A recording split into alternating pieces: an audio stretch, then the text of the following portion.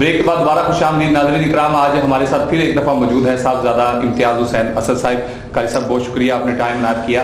میں آپ سے پہلا سوال جو کروں گا وہ یہ ہے, غیبت اور چغلی میں کیا فرق ہے؟ بسم اللہ الرحمن الرحیم. بہت اچھا سوال کیا آپ نے کہ غیبت اور چغلی میں کیا فرق ہے. جی. غیبت علیحدہ ہے اور چغلی علیحدہ ہے. جی. حدیث پاک میں دو لفظ استعمال ہوئے ہیں.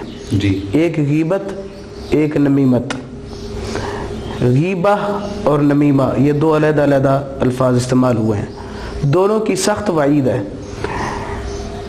حضرت ابو ہریرہ رضی اللہ تعالیٰ عنہ فرماتے ہیں کہ کسی صحابی نے حضور صلی اللہ علیہ وسلم سے پوچھا کہ مل غیبہ, غیبت کیا ہے؟ جی. تو حضور صلی اللہ علیہ وسلم نے فرمایا کہ تیرے منہ سے تیرے بھائی کے متعلق ایسی گفتگو کا نکلنا جسے تیرا بھائی ناپسند جانے. اللہ. تو اسی صحابی نے عرض کی, یا رسول اللہ صلی اللہ علیہ وسلم, اگر میں وہ بات جو اس کو ناپسند ہو جی. وہ حقیقت میں اس میں برائی پائی جائے تو بھی وہ غیبت ہوگی؟ حضور صلی اللہ علیہ وسلم نے فرمایا اسی کو غیبت کہتے ہیں. اچھا. اگر حقیقت میں وہ برائی اس میں پائی گئی ہے جی. تو وہ غیبت ہے, اور اگر وہ برائی نہیں تو اپنے طرف سے بیان کرے گا تو وہ بہتان ہے. ٹھیک. لہٰذا غیبت علیحدہ ہے اور چغلی علیحدہ ہے. چغلی کسے کہتے ہیں؟ جی. چغلی کہتے ہیں ایسی پیٹھ پیچھے برائی بیان کرنا, کسی کی عدم موجودگی میں اس کی خامیاں بیان کرنا جی. جو اس میں پائی جائیں مگر اس میں فساد کا خدشہ نہ ہو. جی. بائی دا وے گفتگو کرنا, جی. ایسے ہی گفتگو کرنا جی. کہ میں جی ویسے ہی بات کر رہا تھا, وہ ایسے ویسے بات کرنا, کسی کی عدم موجودگی میں پیٹھ پیچھے برائی بیان کرنا, اس کو کہتے ہیں غیبت. جی. اگر اس میں فساد ڈالنا مقصود ہو تو اسے کہتے ہیں چغلی. ٹھیک. مثلاً کوئی بندہ ایسے ہی بیٹھ کر کسی کی برائیاں بیان کر رہا ہے, لوگوں میں باتیں کر رہا ہے, جی. جی. تو اسے ہم کہیں گے کہ یہ غیبت بیان کر رہا ہے, مگر اس کی اندرونی نیت یہ ہو کہ میں اس کی برائیاں بیان کروں, لوگ اس سے متنفر ہوں, لوگوں کے درمیان اس کی عزت نفس مجروح کر رہا ہو. جی. مقصود یہ ہو کہ لڑائی بنے, جھگڑا بنے, فساد بنے, تو اس فساد والی غیبت کو ہی چغلی کہا جاتا ہے. یعنی چغلی غیبت سے اوپر والا درجہ رکھتی ہے. جی قاری صاحب, اسی کے ضمن میں میں آپ سے ایک اور سوال کروں گا کہ غیبت اور چغلی کی سزا کیا ہے تاکہ اس سے ہم بچ سکیں. نبی مکرم صلی اللہ علیہ وسلم کے صحابی حضرت عبداللہ ابن عباس رضی اللہ تعالی عنہ روایت فرماتے ہیں جی. کہ نبی پاک صلی اللہ علیہ وسلم کا گزر دو قبور پر ہوا. جی. تو حضور صلی اللہ علیہ وسلم کی سواری مبارک جو تھی وہ ڈر گئی, چلتے ہوئے یکدم وہ ڈری اور رک گئی.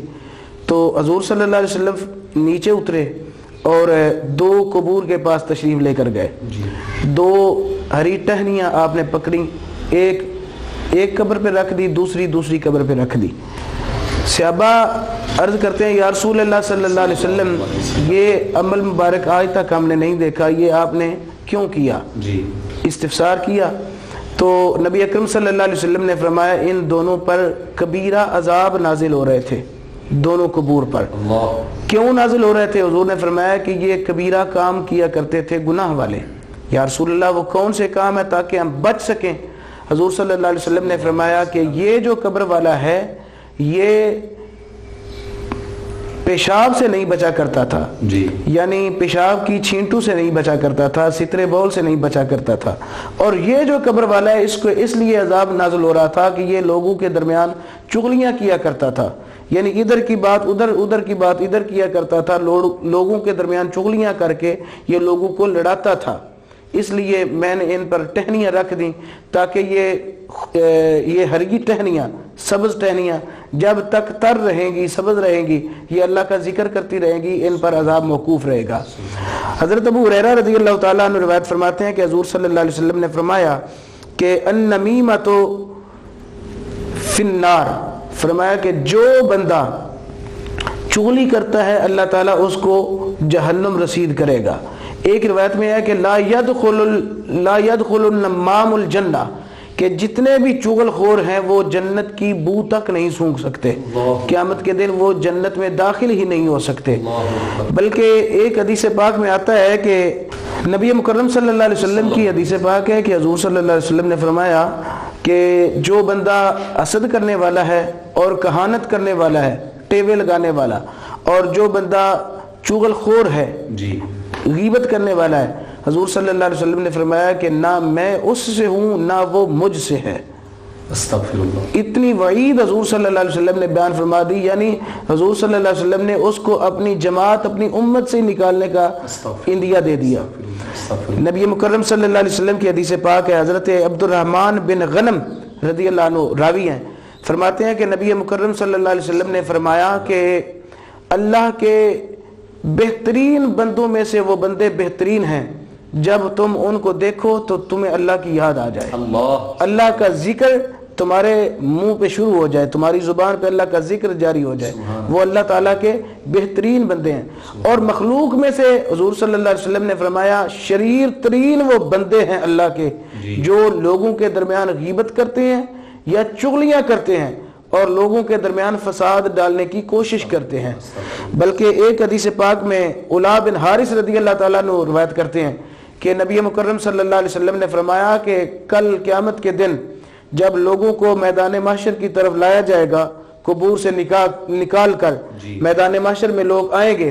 علا بن حارث رضی اللہ تعالیٰ عنہ نبی پاک صلی اللہ علیہ وسلم کے صحابی ہیں، فرماتے ہیں کہ نبی پاک صلی اللہ علیہ وسلم نے 3 لوگوں کی نشاندہی فرمائی جو کل قیامت کے دن محشر کی طرف، میدان محشر کی طرف لائے جائیں گے قبروں سے نکال کر، تو ان کے چہرے ان کے نہیں ہوں گے بلکہ ان کے چہرے کتوں کے چہروں کی طرح ہوں گے۔ وہ کون لوگ ہیں؟ حضور صلی اللہ علیہ وسلم نے فرمایا کہ ایسے لوگ جو لوگوں کے درمیان چغلیاں کیا کرتے تھے، لوگوں کو لڑوایا کرتے تھے، ادھر کی باتیں ادھر، ادھر کی باتیں ادھر کر کے لوگوں کو لڑایا کرتے تھے، ایسے بندوں کو قیامت کے دن کتوں کے چہرے کے ساتھ اٹھایا جائے گا۔ نمبر 2، ایسے لوگ جو ہمیشہ تانا زنی سے کام لیتے ہیں، روبرو بیٹھ کر جو ہمیشہ تانے اور مینے سے کام لیتے ہیں، ایسے لوگوں کو بھی کتوں کی شکل میں اٹھایا جائے گا۔ تیسرا، حضور صلی اللہ علیہ وسلم نے فرمایا ایسے لوگ جو شریف لوگوں کو تنگ کرتے ہیں، شریف لوگوں کو تنگ کر کے ان کے درمیان فساد ڈالتے ہیں، وہ فساد ڈالنے والے، لڑائیاں جھگڑے پیدا کرنے والے بھی قیامت کے دن کتوں کے چہروں کی شکل میں اٹھایا جائیں گے۔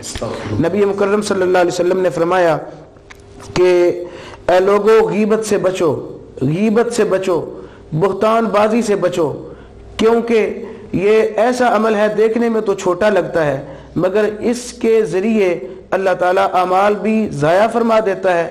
جب قیامت کے دن اٹھیں ہمارے پلے کچھ بھی نہ ہو تو کیا فائدہ ہمیں نمازیں پڑھنے کا، روزے رکھنے کا اور زکاتیں اور خیرات، یہ سارا کچھ جب ضائع ہو جائے تو ہمیں میرا خیال ہے کچھ بھی فائدہ نہ ہو۔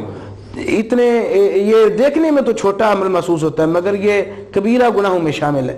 اللہ تعالیٰ میں غیبت سے بھی بچنے کی توفیق عطا فرمائے اور بہتان بازی سے بچنے کی بھی توفیق عطا فرمائے اور چغل خوری سے بھی اللہ تعالیٰ میں محفوظ و مامون فرمائے۔ آمین۔ ناظرین اکرام، آج کے پروگرام کا وقت ختم ہوا۔